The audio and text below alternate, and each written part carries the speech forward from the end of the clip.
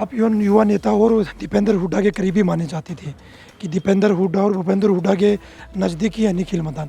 ऐसा ऐसा क्या हुआ अचानक कि पार्टी से मोह भंग कर बीजेपी की तरफ जाना पड़ा? नगर निगम के खिलाफ कभी भी हम इतिहास की बात करें, मैं किसी भी धरने में शामिल नहीं था। लोकसभा चुनाव में सोनीपत से कांग्रेस के सांसद बने हैं सतपाल ब्रह्मचारी जी। लगातार इस तरह की बातें भी सामने आई कि निखिल मदान ने लोकसभा में साथ नहीं दिया, पार्टी से दूरियां बनाकर रखी थी। हरियाणा में विधानसभा चुनाव नज़दीक आ रहे हैं तो वहीं नेताओं का एक दूसरी पार्टी में जाने का सिलसिला भी जारी है।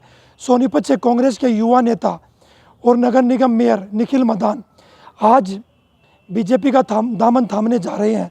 हमारे साथ निखिल मदान है। ऐसा क्या कि आज आप बीजेपी का दामन थामने जा रहे हो? कांग्रेस के एक युवा नेता थे आप सोनीपत के। तो मैं समझता हूँ पिछले 3.5 साल में मैंने बतौर अपने मेयर रहते हुए अपने शहर के जो विकास कार्य थे उस पर पूरा प्रयास किया है करवाने के लिए। बट फिर भी जो आज शहर की अंदर डेवलपमेंट के मुद्दे हैं, जो हमारे शहर को आगे बढ़ाने के मुद्दे हैं, हम उसमें बहुत पीछे हैं।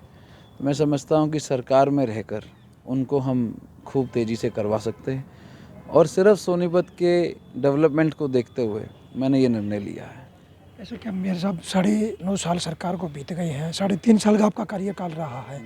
क्या पहले कभी सोचा कि इस तरह की बीजेपी ज्वाइन करनी पड़ेगी? ये चुनाव नज़दीक हैं और 5 लोकसभा कांग्रेस ने जीती, 5 बीजेपी ने। अब कांग्रेस भी लगातार कह रही कि 70 पार। ये जो निर्णय लिया गया है, ये सोनीपत की जनता के मन को देखते हुए, ये सोनीपत की जनता के और जो हमारे कार्यकर्ता हैं उनसे बात करने के बाद, उनसे विचार करने के बाद ये निर्णय लिया है। और मैं समझता हूँ कि आज जिस तरीके तीसरी बार देश में बीजेपी की दोबारा से सरकार बनी है माननीय नरेंद्र मोदी जी के नेतृत्व के अंदर, उसी तरीके आगे हरियाणा में भी तीसरी बार बीजेपी की सरकार बनेगी। आप कांग्रेस में थे, आपसे पहले कांग्रेस में लगातार आप मेयर हो निगम के, काफ़ी बार पार्षद भी और आप भी और विधायक भी सोनीपत के सुरेंद्र पवार प्रदर्शन करते नजर आते थे कि नगर निगम में कार्य नहीं हो पा रहे हैं, जो सहूलियत सोनीपत की जनता को देना चाहते थे वो नहीं दे पा रहे हो। यही कारण रहा क्या? नगर निगम के खिलाफ कभी भी हम इतिहास की बात करें, मैं किसी भी धरने में शामिल नहीं था। ज़रूर कोई बात हो सकती है कमिश्नर के साथ या कोई काम धीरे हो रहे थे।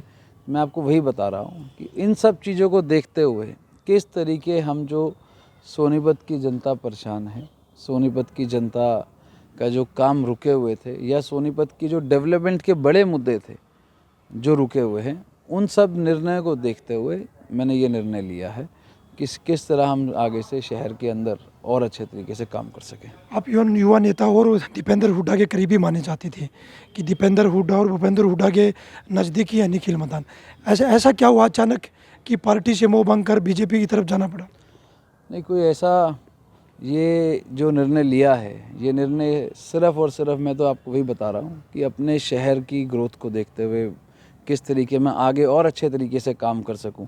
क्योंकि आज माननीय श्री मनोहर लाल खट्टर जी केंद्रीय मंत्री, जो विभाग हमारा निगम का है लोकल बॉडीज़, उसके मंत्री बने हैं और हरियाणा के अंदर माननीय नायब सिंह सैनी जी हमारे सीएम हैं।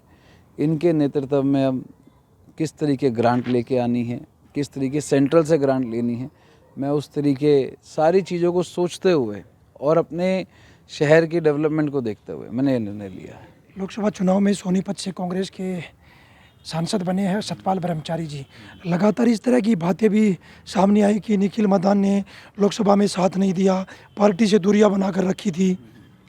मैं तो समझता हूँ जो ये बात कह रहे हैं वो पहले अपने अंदर देखें और इन बातों के कोई तथ्य नहीं है। आज जब तक थे तब बातें और थी, आज जब ये निकले हैं पार्टी से, अलविदा कहा है पार्टी को, तब जो बातें कर रहे हैं मैं समझता हूँ इसका कोई सिर पैर नहीं है। पहले वो अपने अंदर झांक कर देखे और इन सब बातों की कोई वो नहीं है। जब तक मैं पार्टी में रहा हूँ, जहाँ भी मैं रहा हूँ, मैंने वहाँ पर अपने सच्चे मन से सेवा करी है और आगे अब मैं जहाँ पर आया हूँ, मैं यहाँ पर भी सच्चे मन से सेवा करने के लिए पब्लिक के लिए आया हूँ।